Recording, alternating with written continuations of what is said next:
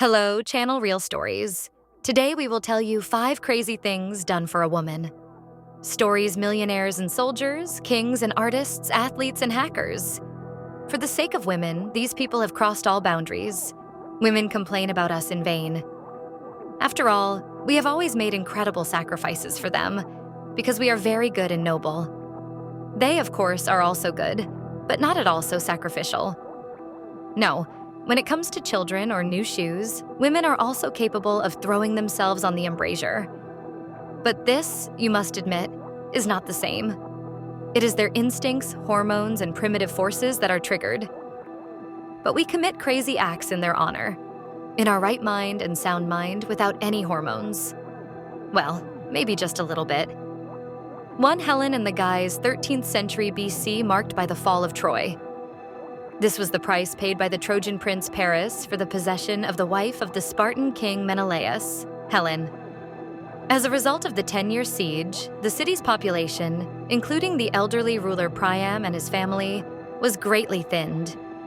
A large number of valuable types of wood, from which the Greeks built the Trojan horse, were also destroyed. But everything ended well. Paris was killed, Helen returned to Menelaus, and the actor who played Achilles, Brad Pitt, received a $17 million fee for participating in the film. Sacrifice. 10 out of 10, number 2 Lada. No need. In 2003, the goalkeeper of the Lada hockey team in Togliatti, Jean-François Lab, left the team to go to his beloved wife in Canada. In doing so, he sacrificed a 6-figure sum in dollars. That's how much the Lada Hockey Club owed its player. Madame Lab was very happy with Jean-François, and on this occasion gave birth to twins the next day. Sacrifice. 4 out of 10. 3 Egyptian plagues. It is believed that history is composed by cynics and romantics. The former come up with correct historical myths that are relevant to the modern government, while the latter enthusiastically praise these myths. So, perhaps, the Egyptian queen Cleopatra in real life was a short and plump woman with flat feet, harassed by state affairs, who had no time for tenderness in principle. By the way, judging by the surviving portraits of the queen, this description is very close to the truth. But what does this change? History says that Cleopatra was a passionate, black-haired beauty who would give herself to anyone, a beggar, a teenager, or a plumber who came to change the gold pipes in her golden bathtub, but on one condition.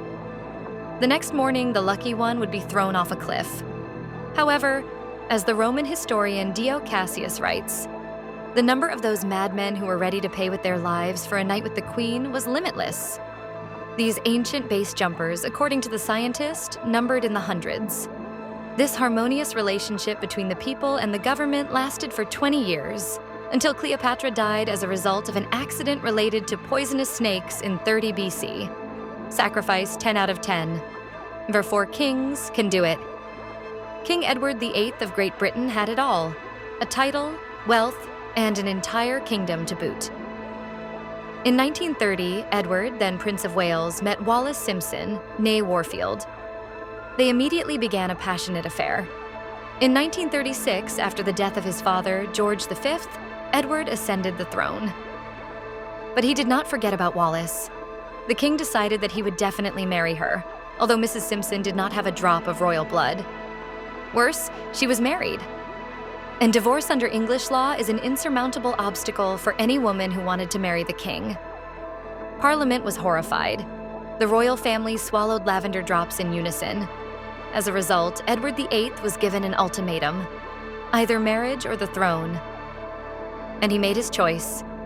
Wallis divorced her husband, and Edward signed the abdication in favor of his brother George VI at the end of 1936.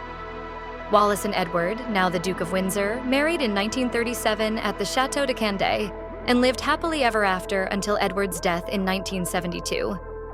Sacrifice. 8 out of 10. Sure 5. The border will help us. For the sake of love, you can even commit an act of sabotage. Back in 1986, serviceman R. Esch was on a business trip in his homeland, the Soviet Union, and his family at that time lived in Mongolia, literally a few kilometers from Radia. March 8th was approaching, and I decided to be home at all costs on that day, says R.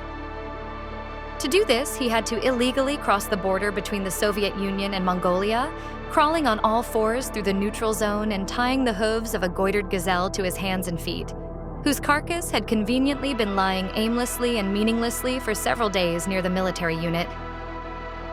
On the morning of the 8th, I fell like snow on the heads of the household.